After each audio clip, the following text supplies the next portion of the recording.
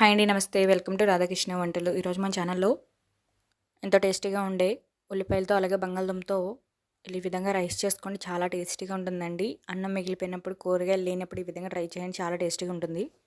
Evening టైంలో పిల్లలు ఇంటికి వచ్చేసరికి ఈ విధంగా చేసి పెడితే వాళ్ళు ఎంతో ఇష్టంగా తింటారండి. చాలా టేస్టీగా ఉంటుంది.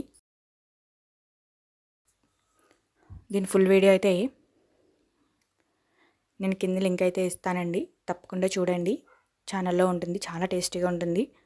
పిల్లలకి లంచ్ బాక్స్ పెట్టాలన్నా ఈజీగా అయిపోతుందండి. చాలా త్వరగా చేసేసి పెట్టేయవచ్చు. సింపుల్గా, క్విక్గా అయిపోతుంది. నా ఛానల్ ఫస్ట్ టైం చూస్తున్నట్లయితే లైక్ చేసి, షేర్ చేసి, సబ్స్క్రైబ్ చేసుకోండి.